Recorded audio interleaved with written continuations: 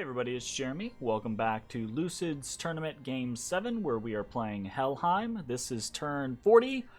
Let's jump into things. Okay, so we've got a series of spells, some reanimation. Got a Seeking Arrow that has found a target's heart. We've got a Fires from Afar that killed 8 out of 10 units. Fantastic. And then we did some site searching. We found 2 magic sites in Ormond. Very cool. Let's check those real quick. We've got a Flesh Eater's Isle. Death Mage may enter to summon ghouls, and a Lilium Vale. So another death site. Brings our death gem total up to 10. Not too bad. We've got a series of battles. One between Tirnanog and Sarmatia. Odd. So Tirnanog is actually just pinging Sarmatia with a scout. And it's a scout versus a soothsayer. Very interestingly. The Sarmatia just threw out the soothsayer in order to, just see if I had anything on the province. Basically. And Tirnanog called his bluff. That was pretty good. Then there's an attack by Calum into Berman Heights against Femoria. And this is a small contingent of Spirehorn warriors along with a Arya Seraphine versus PD. Spirehorn warriors versus small amounts of PD do pretty well.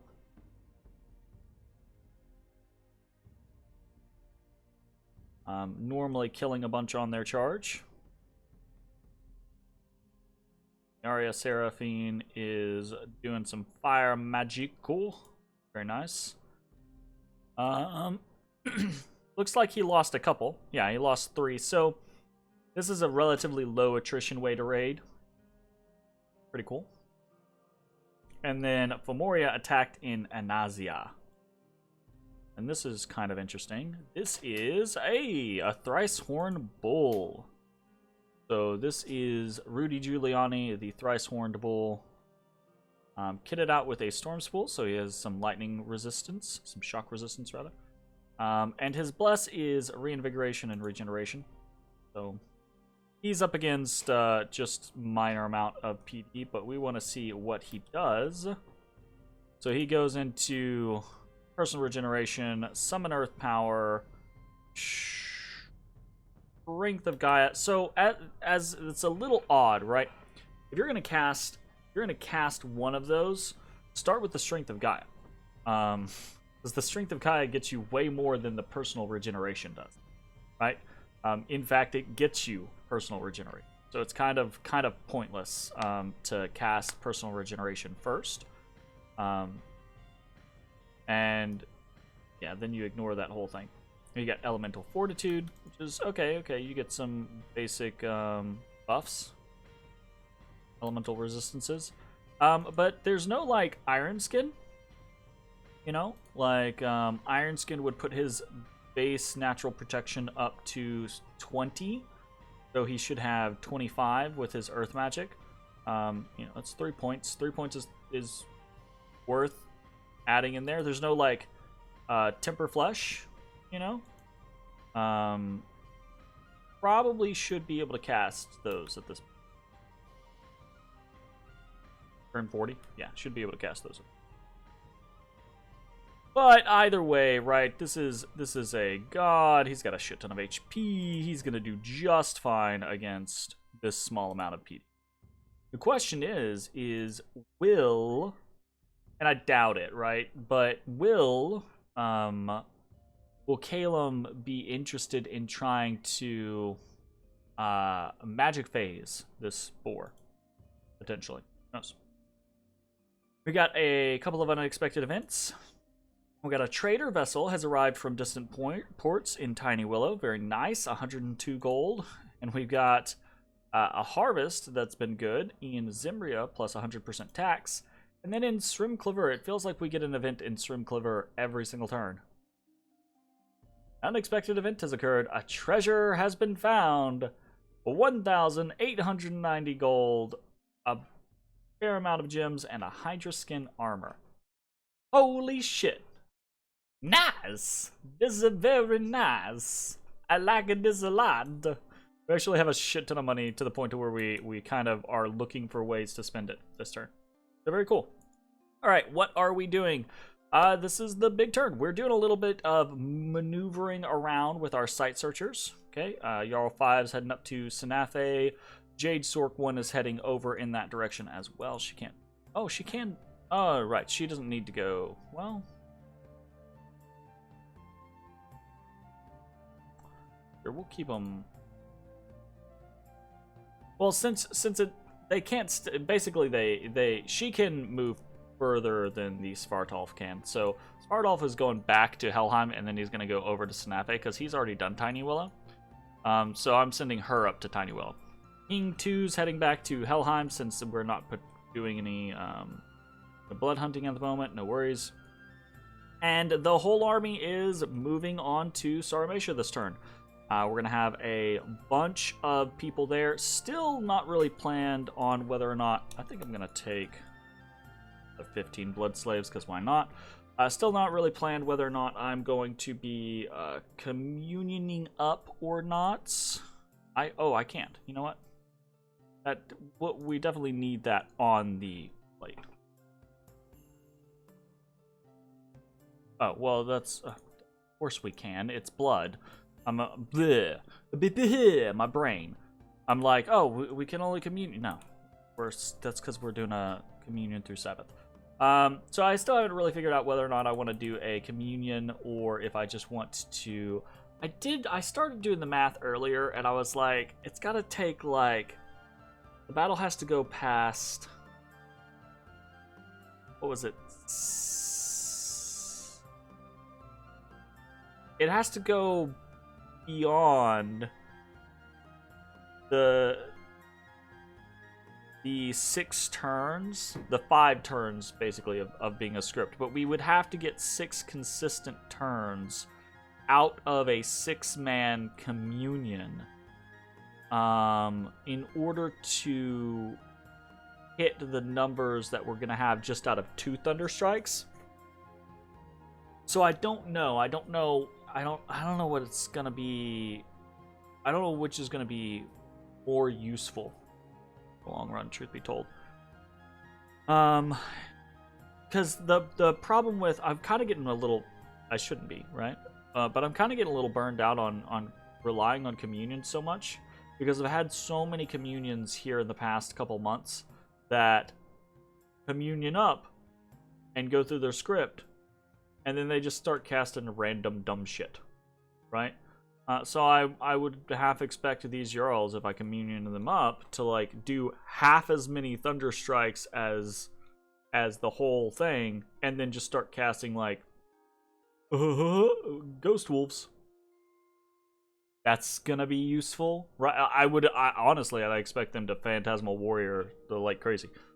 But so like I'm not sure if that's the route I want to go or not. So we'll have to kind of see. And there aren't any big buffs. Like I haven't gone anywhere with like let's do like Fog Warriors or something like that, you know. I haven't gotten any big buffs. I haven't gotten what's the like Summon Valkyries, right? That's a good one.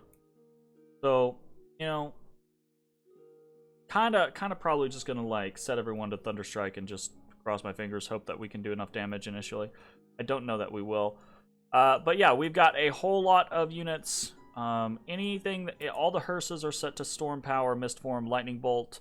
All the Jarls are set to Storm Power, Thunderstrike, skipping the Mist Form, right? Just to try to eke out as much power there. I might go back through and set these Lightning Bolts to be, or set these Mist Forms to be Lightning Bolts as well. But we've got about 50 Hellherdings, about 20 or so Jade Maidens, over 100 Herdmen, close to 300 Undead. So we've got a lot of units. A lot of our power is in these Herdmen, though. So the concept of foul vapors is we don't really have a good answer, right? Unfortunately. So this is still very much a fight that is up in the air, toss up as far as I'm concerned. But I'm really hoping that the kind of intense amount of Thunderstrike that we're bringing to the table is going to matter. We'll see how it goes. All right, what else is happening?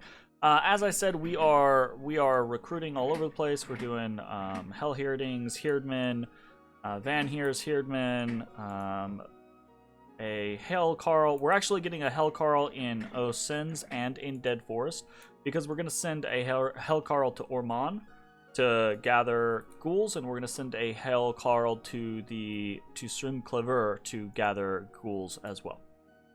Because why not? Don't really have a reason not to. That's not really efficient. That would be the reason not to. But, you know, whatever. And we are recruiting Vanyarls in Brightgate.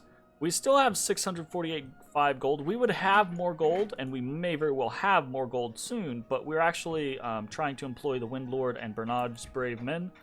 And actually, I want to change the Windlord to be over here as well. So we're hiring Bernard's Brave Men and the Windlord in Laria because probably we'll just put them on Saramisha next turn.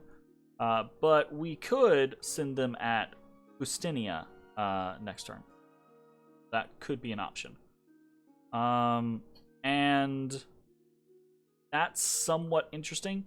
Kalem is huge. Kalem is ripping Tirnanog to shreds. We're not pulling the trigger this turn, but we need to engage Kalem as soon as possible. The game might already be over, but I'm very slow this game. I'm very, very slow in reactions. I'm very, very slow in responses to things. We are site searching, by the way, with our Frostfather in Brightgate. We're moving Loki back to Helheim.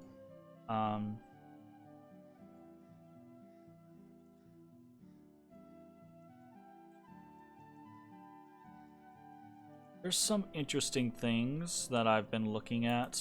I kind of need to do some research on what all is included in Lucid's Gemgen mod.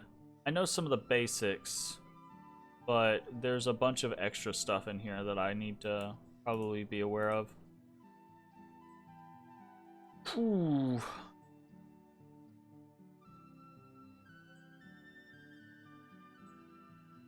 Storm in a bottle would be great to realize. It's very cheap for reoccurring 2 gems every single turn.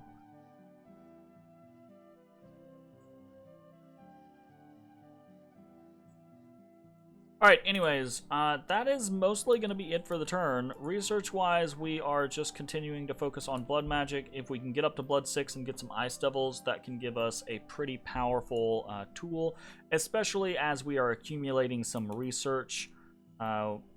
I'm considering we're kind of low on death gems, unfortunately, compared to where I would like to be. We haven't got a lot of earth gems. All right, I'm just stalling at this point. The big point is that we are attacking in Saramisha.